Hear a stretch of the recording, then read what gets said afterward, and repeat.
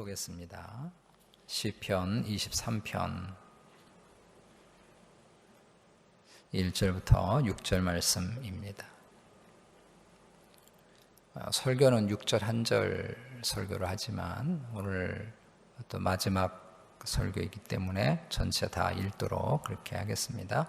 시편 23편 1절부터 6절 말씀을 우리 함께 다 같이 한 목소리로 읽겠습니다. 시작. 여호와는 나의 목자시니 내게 부족함이 없으리로다. 그가 나를 푸른 풀밭에 누이시며 쉴만한 물가로 인도하시는도다. 내 영혼을 소생시키시고 자기 이름을 위하여 의의 길로 인도하시는도다. 내가 사망의 음침한 골짜기로 다닐지라도 해를 두려워하지 않을 것은 주께서 나와 함께 하심이라. 주의 지팡이와 막대기가 나를 안위하시나이다. 주께서 내 원수의 목전에서 내게 상을 차려주시고 기름을 내 머리에 부으셨으니 내 잔이 넘치나이다. 내 평생의 선하심과 인자하심이 반드시 나를 따르리니 내가 여호와의 집에 영원히 살리로다. 아멘. 오늘 시편 23편의 마지막 설교를 하게 됐습니다. 그동안 제가 열린교회 부임을 해와서 시편 23편으로 여러분과 말씀을 나누게 된 것이 제 개인적으로는 굉장히 감사한 일이었습니다. 제가 말씀 묵상하고 설교 준비를 하면서 제 스스로가 많은 위로와 힘이 이 말씀을 통해서 되었습니다. 시편 23편이 이번만 아니라 여러분의 평생에 암송되고 또 묵상되고 이 말씀에 담겨있는 신앙의 고백을 할 수 있는 그런 여러분의 평생의 노래가 되시기를 원합니다. 이번에 한국의 유명 인사들이 프로포폴을 불법으로 사용했다고 하는 뉴스를 들었습니다. 프로포폴은 마약류에 속한 수면 유도제입니다. 우리 전신마취 수술을 해야 된다든지 혹은 수면 내시경을 할 때 경우에 병원에서 이 약품을 사용을 합니다.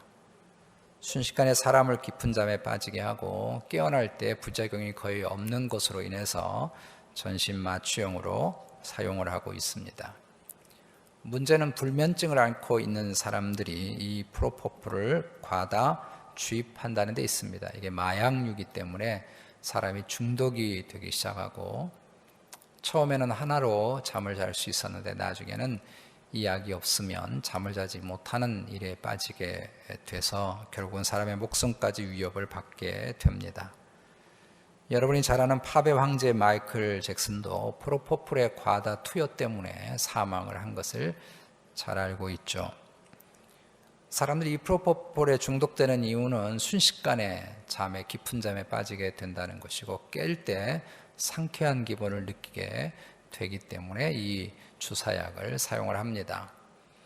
그런데 실은 이 프로포폴로 인해서 깨어날 때 상쾌한 기분을 느끼는 것은 기분상 그렇다는 것이지 의학적으로는 피로가 전혀 풀려 있지 않다고 합니다.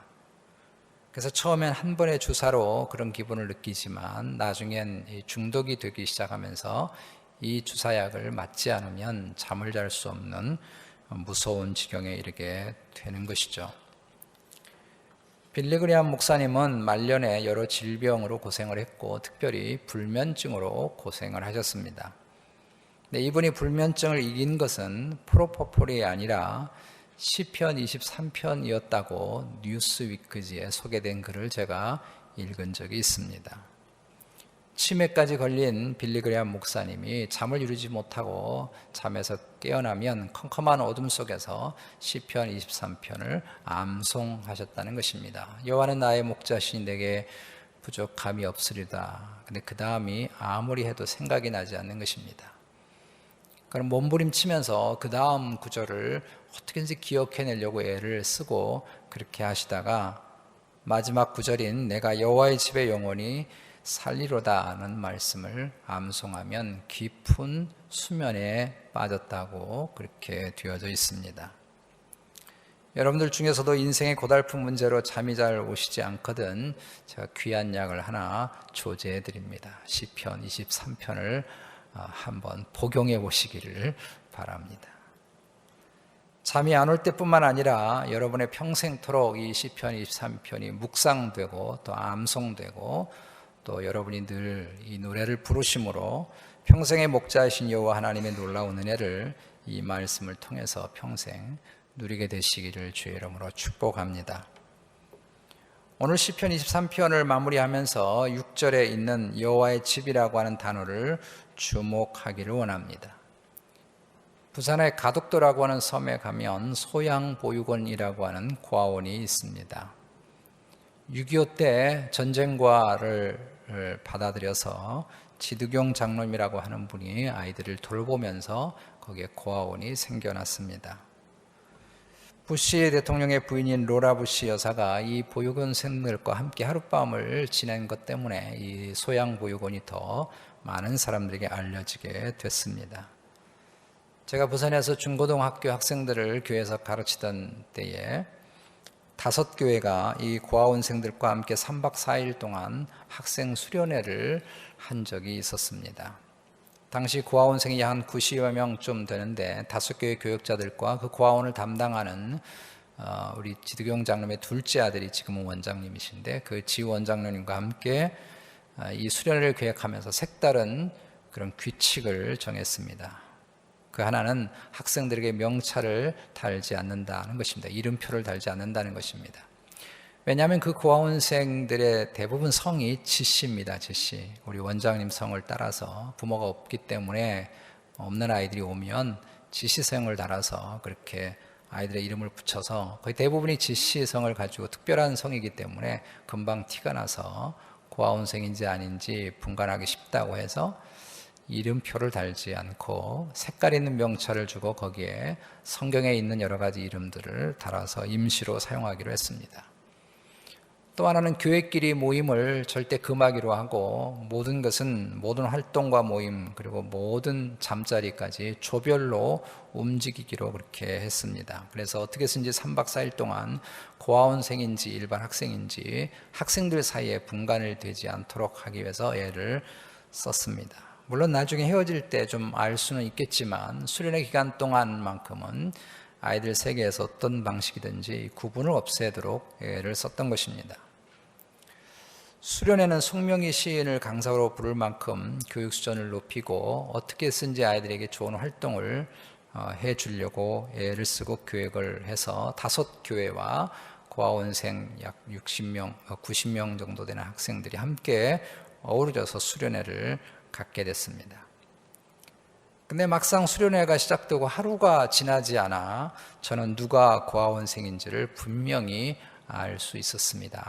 아마 저뿐만 아니라 많은 선생님과 그리고 교육자들이 이렇게 동일한 생각을 했을 것으로 생각을 합니다. 부모가 있어서 자신의 집이 있는 학생들과 부모가 없어서 자신의 가정이 없는 학생들의 얼굴 표정과 눈빛은 하루가 지나지 않아서 확연하게 구분이 되었습니다. 분명 원생들의 삶은 일반 학생들보다 훨씬 좋았습니다. 자기 방이 따로 있고 자기 침대가 따로 있고 자기 책상도 따로 있습니다. 도서실과 컴퓨터실 각종 운동시설도 너무 잘 되어 있고 먹는 것도 보통 가정 학생들보다 훨씬 잘 먹었습니다. 더욱이 1년에 한 번씩 해외 봉사활동을 다녀오기 때문에 원생들의 대부분은 다른 나라를 다녀온 경험들이 있습니다. 제가 함께 섬겼던 조육의 학생들은 비행기를 타본 아이들이 많지 않은데 모든 원생들은 비행기를 타고 외국을 다녀온 경험이 있습니다. 그러나 다른 것 하나는 그 아이들에게 가정이 없다는 것입니다. 보육원의 규칙상 고등학교를 졸업하면 반드시 고아원을 떠나서 자신의 삶을 스스로 살아가야만 합니다. 가정이 없다는 것, 집이 없다는 것이 아무리 좋은 환경과 여건을 만들어 주어도 그들의 얼굴 표정과 눈빛에 확연하게 드러나는 것을 제가 보았습니다. 시편 23편의 마지막은 집이 있다는 것으로 끝이 납니다. 만약 6절에 여호와의 집이라는 구절이 없다면 그동안 이 시인이 고백하고 노래한 것들은 다 허공을 치는 메아리에 불과할 것입니다. 아무리 푸른 초장이 있고 쉴만한 물가가 있고 지팡이와 막대기로 지켜주시고 원수의 목전에서 상을 베풀어 주신다 할지라도 이후에 돌아갈 집이 없다면 그것은 고아입니다. 그러므로 6절의 여호와의 집은 시편 23편의 마침표이기도 하고 결론이기도 합니다. 만약에 23편의 여호와의 집이라고 하는 것이 없다면 시편 23편을 마침표를 찍지 못한 미완성된 문장이라 할 수 있을 것입니다. 저는 지금까지 살아오면서 또 사역을 하면서 수백 건의 장례식과 그리고 임종의 마지막 순간을 수십 번을 보아왔습니다. 그 중에는 불신자도 있었고 대부분 또 성도들도 있었습니다.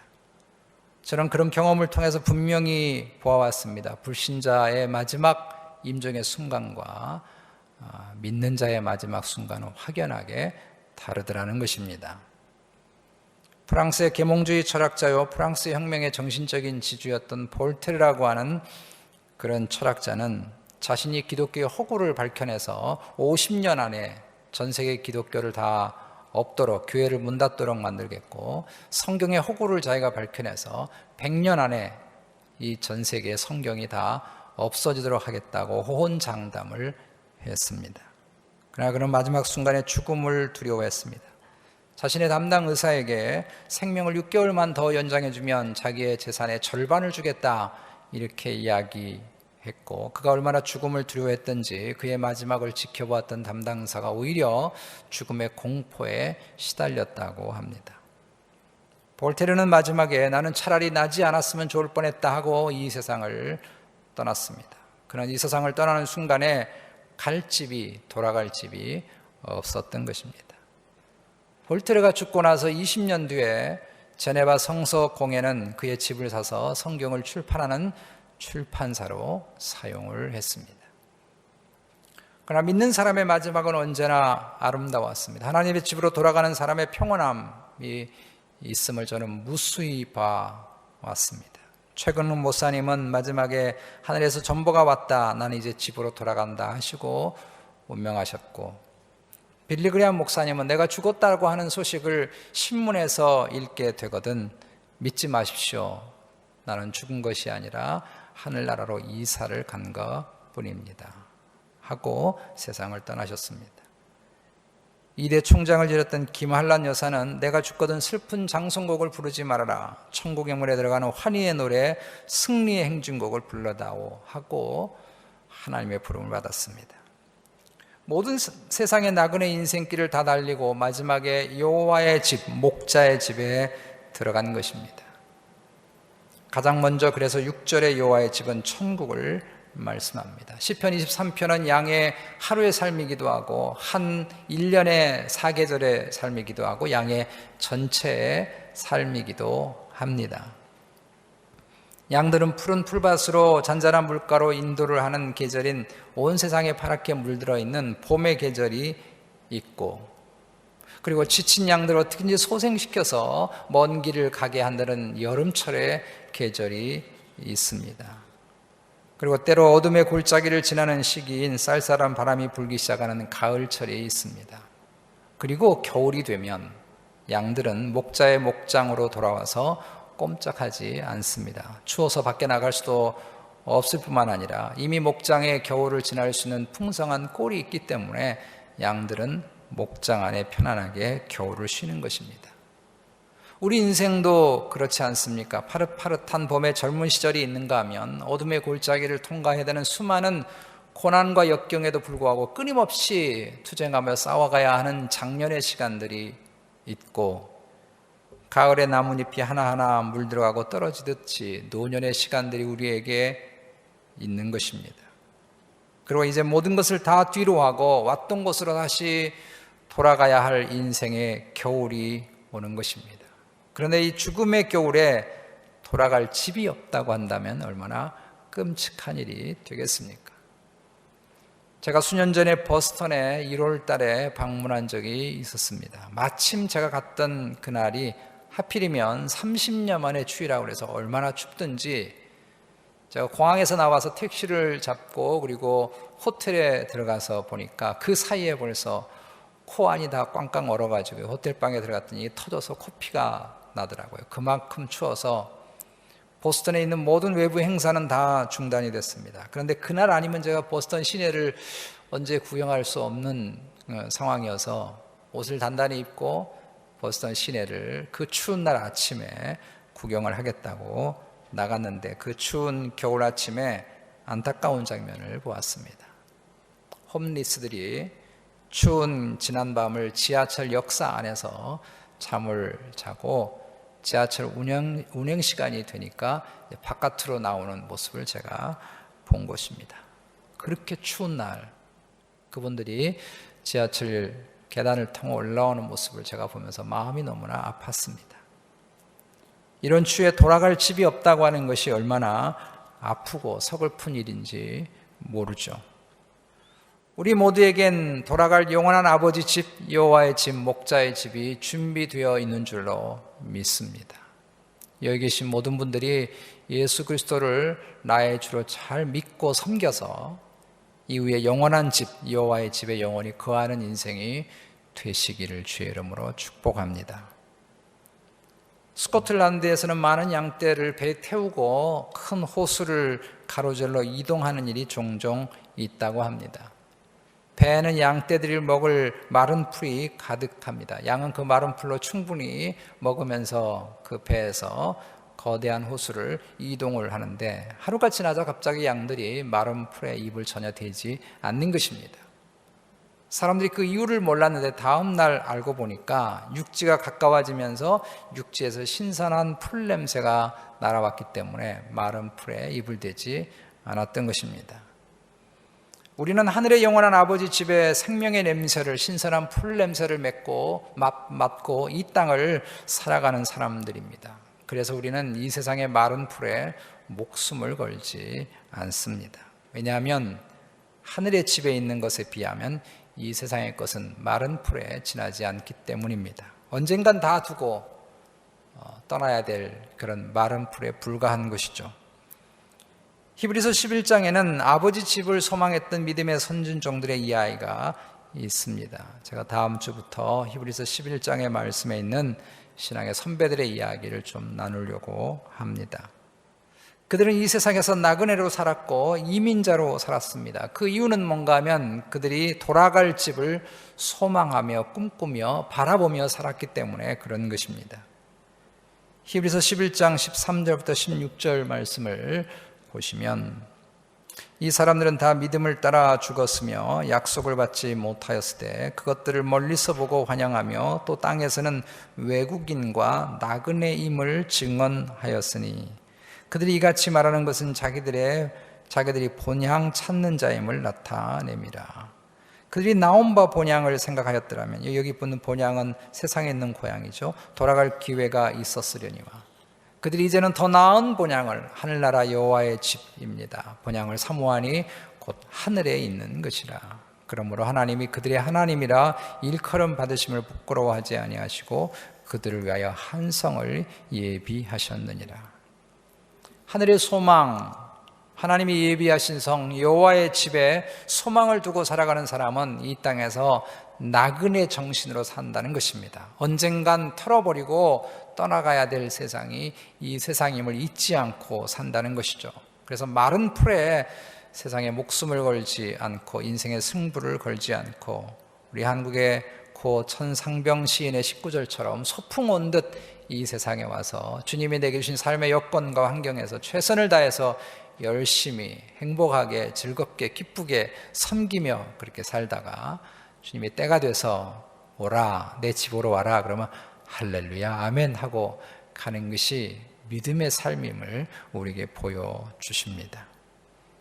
우리가 이 소망을 늘 붙잡고 어떤 세상의 어두운 골짜기도 두려움 없이 걷기를 원하고 어떤 문제 앞에서도 여러분 걱정하지 말고 우리의 평생을 주의 선하심과 인자하심으로 우리를 추격하실 우리 하나님을 우리가 의지하면서 우리의 목자이신 주님 바라보고 믿음의 삶을 끝까지 승리하며 걷게 되시기를 주의 이름으로 축복합니다.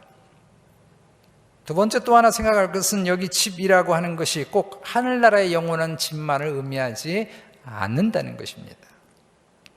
여기 여호와의 집은 히브리어로 버 베이트 야훼, 베이트라고 하는 것이 집인데요, 버 베이트 야훼라고 하는데, 보통 베이트라고 하는 이 집 앞에 여러 전치사가 붙는데 버라고 하는 전치사가 붙는 경우는 보이는 건물 속으로 들어간다라는 의미보다 깊은 교제 속으로 들어간다는 의미가 강합니다. 그러니까 양들이 목자의 집에 들어가기를 기뻐하는 것은 목자의 집이 주는 따스함과 풍요로움 때문이 아니고 그 목자의 집에 목자가 계시기 때문에 목자의 집에 들어가는 걸 좋아한다는 것입니다. 천국 역시 마찬가지입니다. 우리가 이후에 가게 될 영원한 천국은 주님이 예비해 주신 아름다운 집이니 그 아름다움과 풍요로움과 놀라움은 감히 이 세상의 그 무엇으로도 비교할 수 없을 것입니다. 그래서 천국을 잠시 맛본, 경험을 잠시 했던 사도 바울이 고린도후서 12장 4절에서 말로 표현할 수 없는 말을 들었다 이렇게 표현합니다. 이 세상의 언어를 가지고 그 천국의 아름다움과 하나님의 영광이 가득한 곳을 다 표현할 길이 없었다는 것입니다. 그러나 그런 천국이 정말 좋은 이유는 그 집의 화려함 때문이 아니라 거기에 주님이 계시고 하나님이 계셔서 영원토록 풍성한 교제를 나눌 수 있기 때문인 줄로 믿습니다. 본문의 여호와의 집은 하나님과 깊은 교제를 나누는 집이라고 하는 의미가 있습니다. 그래서 하나님의 집이라고 말하지 않고 여호와의 집이라고 표현한 것입니다. 제가 지난번 설명을 한번 드렸듯이 하나님의 이름을 여호와라고 부를 때는 그건 깊은 개인적인 관계, 약속의 자녀가 부르는 이름이 여호와라고 하는 이름의 의미이죠. 그러므로 본문에서 내가 여호와의 집에 영원히 살리리라고 하는 말씀은 눈에 보이는 멋있는 집에 들어가서 산다는 그런 말씀이기보다도 실은 하나님과 더 깊은 교제 속에서 영원토록 살아간다는 의미가 있는 것입니다. 천국에 아무리 아름답고 놀라운 것이 있다 해도 그곳에 주님이 계시지 않으면 그것은 결코 천국일 수 없습니다. 이런 비유를 제가 들 수 있을 것 같은데, 제가 어린 시절에 우리 외삼촌 집에 종종 놀러를 갔습니다. 외삼촌인 외숙모가 저를 많이 이뻐해 주시기도 했고 그 집에 신기한 게 많아서 가기도 했는데, 그 집은 2층 집이고 부자였어요. 큰 TV도 있었고 피아노도 있었고 또 전축도 있었고 그리고 냉장고도 있었고 침대도 있었는데, 저희 집은 흑백 TV 조그만 거 하나 있고요, 침대도 없고 냉장고도 없고 뭐 그랬었습니다. 그래서 그 집에 가면 뭐 신기한 것, 뭐 이런 좋은 것들이 많이 있어서 한 번씩 갔는데, 갈 때마다 조금 기분이 좋다가 조금 지나면 자꾸 집에 가고 싶은 거예요. 불편한 거예요. 제가 왜 그렇게 좋은 환경, 우리 집에는 없는 귀한 것들이 가득한 곳에 갔고 외삼촌이고 외숙모고 저를 이뻐해 주셔서 사랑해 주고 잘 대해 줬음에도 불구하고 왜 제가 그 집에 가면 항상 불편한가 하면, 그 집엔 우리 엄마 아빠가 없는 것입니다. 우리 집에 가야 마음이 편안한 것이에요. 우리가 천국을 그리워하는 것도 이것입니다. 이 땅에 사는 게 너무 불편하고 가난하고 힘들어서 천국을 사모하는 것이 아닙니다. 이 세상이 고통스러운 곳이기 때문에 빨리 천국 가고 싶다, 그런 것이 아닙니다. 여러분, 천국은 괴로운 세상의 도피처가 아니에요. 우리가 천국을 소망하는 이유는 오직 그곳에 영원토록 주님과 함께 교제를 나눌 수 있기 때문인 줄로 믿습니다. 천국이 천국인 이유는 주님이 계시기 때문이고, 지옥이 지옥인 이유는 주님이 계시지 않기 때문인 것입니다. 이것이 여호와의 집이라고 하는 의미입니다. 그런 관점에서 6절의 여호와의 집은 오늘날의 주님과 함께 교제를 나누는 교회를 의미하기도 합니다. 나훈영 씨가 작곡한 여호와는 나의 목자시니라는 찬양이 있죠. 여호와는 나의 목자시니 내게 부족함이 없으리로다. 이 찬양인데, 이 찬양의 맨 마지막 부분이 내가 여호와 전에 영원토록 거하리로다, 이런 가사가 있어요. 근데 여기 여호와 전이라고 이분이 작사를 했습니다. 저는 일리가 있다고 생각합니다. 여기 여호와의 집을 여호와의 전이라고 가사를 달아놓은 이유는 여호와의 집은 영원한 하나님의 성전인 저 천국을 의미하기도 하고 이 땅에서 여호와의 전인 교회를 의미하기도 하기 때문에 그런 것입니다. 이 시편 23편을 쓴 다윗은 여호와의 집에 대한 관심과 사랑이 대단했던 사람입니다. 그는 왕이 돼서 예루살렘을 수도로, 이스라엘의 수도로 정한 후에 가장 먼저 했던 일은 무엇인가 하면 하나님의 언약궤를 예루살렘으로 가지고 오는 것이었습니다. 이 일에 다윗이 얼마나 큰 열정이었는가 하는 것을 우리는 성경에서 읽을 수 있는데, 수많은 악단을 동원하고 사람들을 동원해서 하나님의 언약궤를 모시고 오는데 다윗이 너무너무 좋아서 흥분해서, 하나님의 언약궤는 하나님의 임재를 상징하잖아요. 하나님의 임재의 상징인 언약궤가 자기 근처에 옆에 와 있다고 하는 것에 너무 흥분해서 다윗이 왕의 체면을 다 던져버리고 다 옷을 벗고 옷옷을 다 벗고 거기서 춤을 추었습니다. 하나님의 언약궤가 그곳에 온다는 것에 대한 흥분뿐만 아니라 다윗은 모세시에 지었던 성막이 너무 초라하다고 하는 것 때문에 그는 성전을 짓기를 갈망해서 나단 선지자를 불러다가 하나님의 전을 짓겠다고 말을 합니다. 물론 하나님은 다윗에게 이 사명을 맡기시지는 않았습니다. 그러나 우리가 잘 알듯이 다윗이 자신의 모든 재산을 다 성전 짓는 재료를 구입하는 것으로 다 쏟아붓고 세상을 떠났습니다. 얼마큼 다윗이 성전에 대한 그리운 갈망이 있는가 하는 것을 알 수 있죠. 이런 다윗이 하나님의 집, 여호와의 집이라고 하는 것에 대한 사랑과 열정이 시편의 곳곳에 등장을 합니다. 그 중에 시편 84편 1절부터 4절에 이렇게 다윗이 노래합니다. 만군의 여호와여, 주의 장막이 어찌 그리 사랑스러운지요. 내 영혼이 여호와의 궁정을 사모하여 소약하며 내 마음과 육체가 살아계신 하나님께 부르짖나이다. 나의 왕 나의 하나님 만군의 여호와여, 주의 제단에서 참새도 제 집을 얻고 제비도 새끼둘 보금자리를 얻었나이다. 주의 집에 사는 자들은 복이 있나니 그들이 항상 주를 찬송하리이다. 그는 쫓겨다니는 신세가 되었을 때에 주님의 백성들과 함께 예배하고 찬송했던 그 여호와의 궁전을 몸서리 치도록 사모한 것입니다. 그 주님과 함께 예배했던, 그 성도들과 함께 예배했던 거기가 얼마나 좋은가. 얼만큼 그것을 사모했는가 하면 몸에 병이 날 정도로, 상사병이 걸릴 정도로 그것을 그리워하고 사모했습니다. 그래서 하나님의 집, 여호와의 집의 처마 밑에서 집을 짓고 살아가는 참새와 제비를 부러워했습니다. 저런 새도 주님의 집에 집을 짓고 사는데 나는 이게 뭔가 싶었던 것이죠. 시편 84편 10절은 더 압권입니다. 주의 궁정에서 한 날이 다른 곳에서 첫날보다 나은 즉 악인의 장막에 사는 것보다 내 하나님의 성전 문지기로 있는 것이 좋사오니. 다윗이 이런 노래를 만들었을 때 솔로몬의 성전이 있었던 게 아니에요. 하나님의 성전이, 예배당이 거대한 게 아니라고요. 모세 시대에 지었던 정말 형편없는 천막이에요. 그것이 하나님의 장막이었습니다. 근데 다윗은 노래하기를 자신의 화려한 궁궐에서 첫날을 사는 것보다 그렇게 초라하고 볼품없지만 그 속에 있는 문지기로 단 하루를 사는 것이 내겐 더 행복이겠다, 이렇게 고백합니다. 그 얼마나 하나님의 집, 여호와의 집을 갈망하고 사모했는가를 알 수 있습니다. 이것은 단지 건물로서의 성전을 말씀하는 게 아니에요. 솔로몬이 성전을 짓고 나서 낙성식을 할 때 역대하 6장 18절에 이런 말을 합니다. 보소서, 하늘과 하늘들의 하늘이라도 주를 용납하지 못하겠거든 하물며 내가 건축한 이 성전이오리이까. 솔로몬의 이 말처럼 여러분, 세상에 그 어떤 화려한 성전을 짓는다 할지라도 거기에 하나님의 영광을 다 담을 수 있겠습니까? 하나님의 크시고 놀라운 영광을 담을 수 있는 게 세상에 어느 건물에 있겠느냐고요. 솔로몬의 성전이 아무리 위대하고 대단하다고 해도 하나님의 크신 영광에 비하면 초라한 초가집에 지나지 않을 것입니다. 그러므로 다윗이 갈망하고 사랑하고 열망했던 여호와의 집은 건물이 아니고 그 속에서 이루어지는 하나님과의 깊은 교제, 베풀으신 하늘의 놀라운 은혜, 그리고 그 은혜를 경험한 성도들 간의 깊은 사랑의 관계를 다윗은 그리워하고 사모했던 것입니다.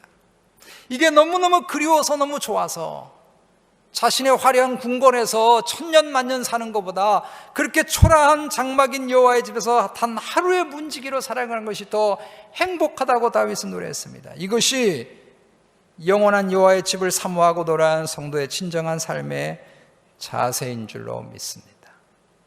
오늘날 우리가 교회를 사랑하는 것은 화려한 예배당이 있기 때문도 아니고 화려한 예배가 있기 때문도 결코 아닙니다. 우리가 열린교회를 사랑하고 열린교회를 아끼고 열린교회에서 기도하고 열린교회를 향하여 마음이 쏠리는 이유는 이곳에 주님이 함께 하시고 이곳에서 말할 수 없는 주님의 은혜를 입고 이곳에서 말할 수 없는 하나님의 영광을 경험하고 그 은혜를 경험한 성도들 간의 깊은 사랑의 교제 때문에 우리가 교회를 사랑하는 줄로 믿습니다. 다윗이 열정적으로 주님의 전을 사모했던 그 사모가 우리에게 있는가 한번 생각해 봅시다. 이 교회 공동체를 사랑하는 마음이, 그 마음이 바로 천국을 향한 여호와의 집을 사모하는 마음이라고 할 수 있습니다. 그래서 칼빈은 이렇게 말했습니다. 교회를 어머니처럼 사랑하지 않는 사람은 하나님을 아버지라 부를 자격이 없다. 우리에게 이토록 주님의 교회를 향한 사랑하는 마음과 열정이 있는지요? 세상의 그 어떤 화려한 곳에 가는 것보다, 거하는 것보다 우리 열린교회에서 주님과 함께 예배하고 주님의 은혜를 경험하고 그 은혜를 경험한 성도들 간에 서로 섬기고 사랑하는 것이 난 너무너무 좋아. 세상에 영광스럽고 대단한 곳에서 천년만년 사는 것보다 나는 여기가 너무 좋아. 여기 단 하루를 살아도 나는 교회가 너무 좋아. 라는 갈망이, 고백이, 노래가 우리에게 있습니까? 이 고백이 있는 사람이 저 하늘의 여호와의 집, 영원한 여호와의 집에 대한 갈망을 가지고 살아가는 사람의 모습이라고 할 수 있습니다.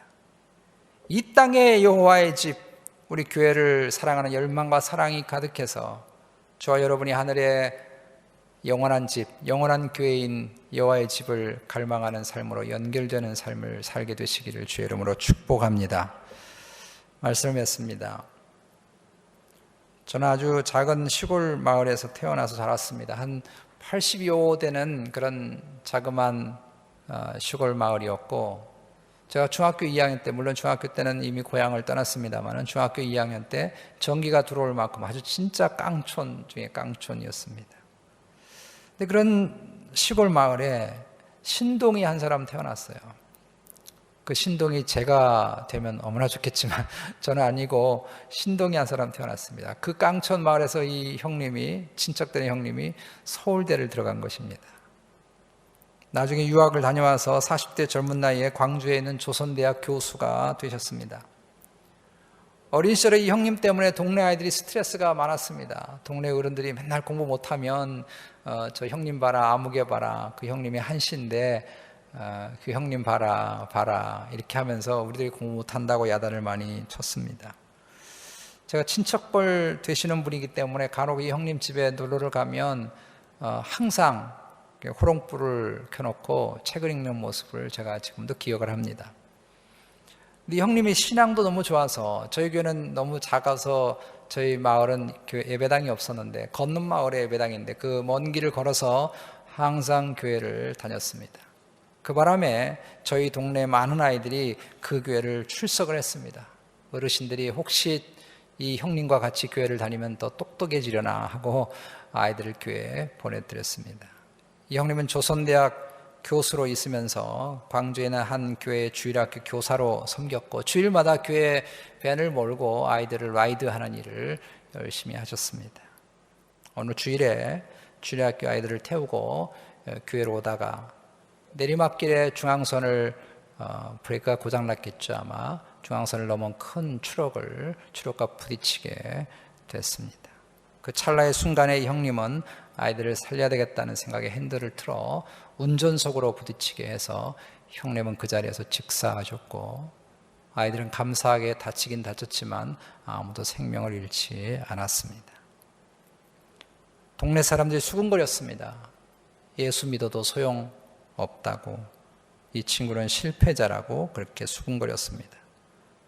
장례식에서 그의 아버지가 조사를 했다는 이야기를 저희 어머님을 통해서 제가 전해드렸습니다. 그 아버지가 이 아들로 인해서 하나님이 우리 가정에게 행복한 시간을 주신 것에 대해서 하나님 앞에 감사하면서 이 아들이 여호와의 집에 영원히 그 한 것으로 인해서 오히려 하나님 앞에 감사하다고 조사를 했습니다. 만약 본문 6절에 여호와의 집이 없다면 이 형님은 분명히 실패자일 것입니다. 그러나 그에게는 여호와의 집이 있기에, 돌아갈 집이 있기에 그는 결코 실패자가 아닙니다. 그분은 선한 목자를 따라 2절부터 5절까지의 삶을 아름답게 살다가 때가 되어 주님이 부르시니 6절에 있는 여호와의 집에 들어가 하나님 품에 안기게 된 것입니다. 우리가 이 영원한 여호와의 집을 소망하면서 살게 되기를 원합니다. 이 땅은 잠시뿐임을 언제나 우리가 기억하고 나그네의 정신을 가지고 언젠가는 아버지의 집에 여호와의 집에 갈 날이 있음을 우리가 항상 믿음의 눈을 열고 바라보고 살아가야 할 줄로 믿습니다. 동시에 이 땅에 하나님이 주신 여호와의 영원한 집의 모델하우스이기도 하고 모형이기도 한 하나님의 교회를, 우리 교회를 사랑하고 섬기고 아끼고 헌신하고 그렇게 살아서 이 땅에서 영원한 여호와의 집의 즐거움과 행복을 이 땅에서도 누리고 맛보고 살게 되시기를 주의 이름으로 축복합니다. 우리 이 시간 함께 말씀 붙들고 기도하기를 원합니다. 우리는 어디에 마음을 쏟고 사는지요? 우리 여호와의 집, 하나님의 집을 늘 그리워하고 사모하고 또 동시에 이 땅에 주신 하나님의 교회를, 우리 열린교회를 사랑하고 아끼며 그렇게 사랑하는 우리들이 될 수 있도록 여러분 기도하기를 원하고요. 우리 교회를 위해서 여러분 기도해 주시기를 바랍니다. 취임 예배가 새로운 교회 회복이 되는 아름다운 계기가 될 수 있도록 하나님께서 우리에게 은혜를 달라고 여러분 기도하기를 원하고요. 코로나19 바이러스 때문에 한국이 굉장히 어려운 가운데 있습니다. 위에서 여러분 한국 땅을 위해서 기도해 주시고 또 한국 교회를 위해서 여러분 기도해 주시고 또 우리 당장 우리 교회 여러 성도님들이 감기 때문에 고생을 많이 하고 있습니다. 우리 아이들을 위해서 또 어른들을 위해서 아픈 분들을 위해서 이 시간 함께 기도해 주시기를 바랍니다. 우리 다 같이 마음 모아서 통성으로 기도하겠습니다.